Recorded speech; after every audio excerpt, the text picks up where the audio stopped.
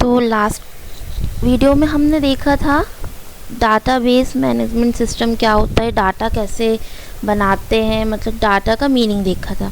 अब हम देखेंगे नेक्स्ट जो हमारा टॉपिक है वो है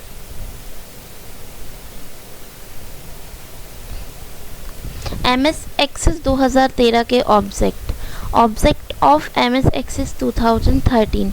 देखिए, सबसे पहले आपको टेबल आपका फर्स्ट ऑब्जेक्ट है, फिर उसके बाद क्वेरी है, फिर फॉर्म है, फिर रिपोर्ट है, मैक्रो है और मॉड्यूल्स हैं। तो हमारी बाकी की जो 4 यूनिट है ना, एक में आप टेबल क्रिएट करना सीखेंगे, दूसरे में आप क्वेरी के बारे में सीखेंगे, तीसरे में आप फॉर्म डिज़ाइन करना सीखेंगे और जो फोर्थ लास्ट 5th यूनिट है आपकी, उसमें आपका रिपोर्ट बनाना सीखेंगे। तो सबसे पहले अब हम आते हैं, डाटाबेस हमने समझ लिया था, डाटाबेस मैनेजमेंट सिस्टम समझ लिया था। अब हम आते हैं रिलेशनल डाटाबेस मैनेजमेंट सिस्टम, मतलब RDBMS। ये क्या होता है?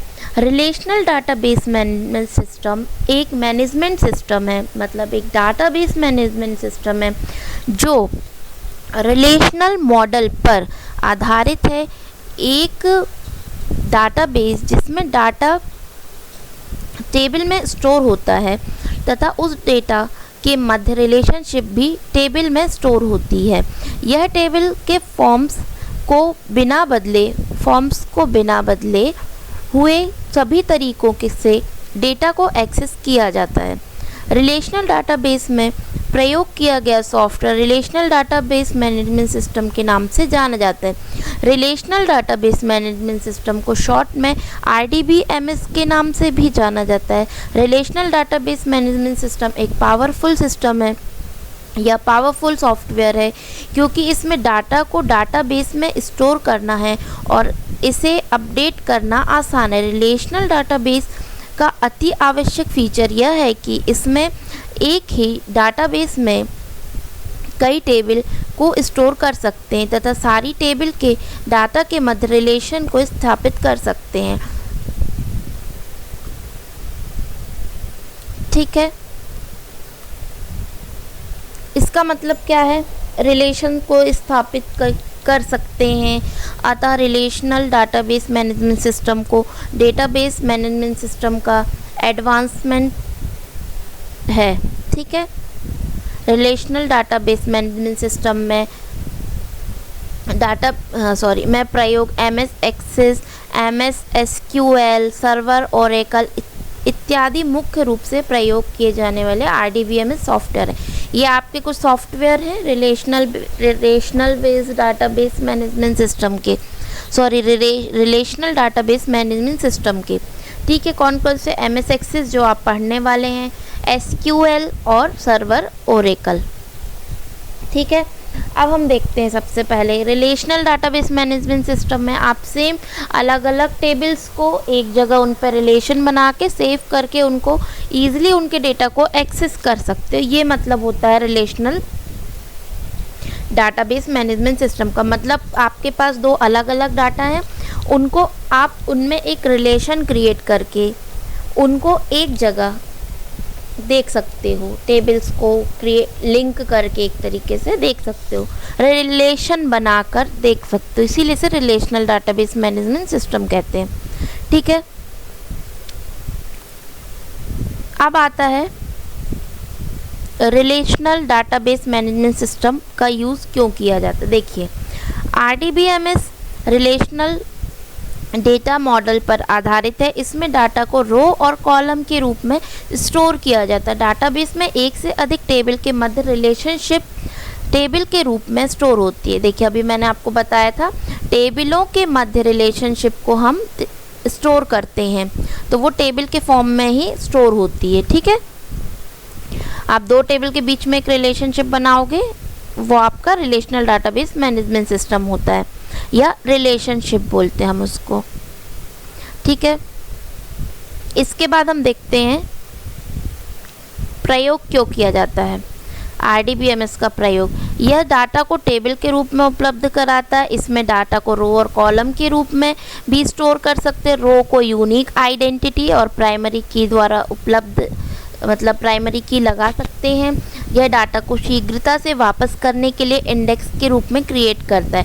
दो या दो से अधिक टेबल के बीच रिलेशनशिप को स्थापित किया जा सकता है। मल्टी यूज़र एक्सेसिबिलिटी को उपलब्ध कराता है, जिसे व्यक्ति यूज़र के द्वारा नियंत्रित किया जाता है, मतलब जिसे व्यक्ति और यूज़र्स के द्वारा नियंत्रित कर सकते हैं। ठीक है, मतलब रिलेशनल डाटाबेस मैनेजमेंट सिस्टम इसीलिए यूज़ करते हैं। दो टेबलों के मध्य हम रिलेशनशिप बना सकते हैं, टेबल के रूप में डाटा को सेव कर सकते हैं, हर रो को एक यूनिक और प्राइमरी की मतलब यूनिक और आइडेंटिटी दे सकते हैं, प्राइमरी की लगा सकते हैं और रिलेशनशिप स्थापित कर सकते हैं, और इसको बहुत से लोग ही यूज़ कर सकते हैं। मल्टी यूज़र एक्सेसिबिलिटी मतलब बहुत सारे लोग यूज़ कर सकते हैं, ज़रूरी नहीं कि एक ही व्यक्ति करेगा। ठीक है, अब क्या होता है MS एक्सेस में डाटाबेस डिज़ाइन। अब MS एक्सेस में डाटाबेस डिज़ाइन क्या है ये देखिए। MS एक्सेस एक डाटाबेस के विस्तृत डेटा मॉडल को प्रोड्यूस करने की प्रक्रिया है। डाटाबेस डिज़ाइन टर्म्स एक संपूर्ण डाटाबेस सिस्टम के डिज़ाइन के बहुत सारे भिन्न भागों का वर्णन करने के लिए प्रयोग की जाती है। इसमें डेटाबेस जिससे प्रमुख टाइप होते हैं, मतलब आप किस तरीके से डेटा को डिज़ाइन कर किस तरीके से, जैसे गैदरिंग एंड एनालिसिस डिज़ाइन, मतलब आप गैदरिंग के बारे में बता सकते हैं कौन। ठीक है, देखिए ज्ञान फर्स्ट क्या है, Gyan Sagar institute database using in MS Access. ठीक है, सॉरी ये आपका सब्जेक्ट का नाम है। तो जो आपका फर्स्ट है गैदरिंग एंड एनालिसिस डिज़ाइनिंग, फिर कॉन्सेप्चुअल डिज़ाइनिंग, फिर लॉजिकल डिज़ाइनिंग, फिर फिज़िकल डिज़ाइनिंग। आप रिलेशनल डेटाबेस में ये 4 तरीके की डिज़ाइनिंग कर सकते हैं। ठीक है, अब हम पहला देखते हैं gathering and analysis designing. Database designing की प्रक्रिया का सबसे मुख्य भाग आवश्यकता अनुसार उसकी इन्फॉर्मेशन को इकट्ठा करना, जो डाटाबेस तैयार करना है इसके बारे में जानकारी को ढूंढना और फिर उस जानकारी को इकट्ठा करना ही डाटाबेस का पहला चरण है।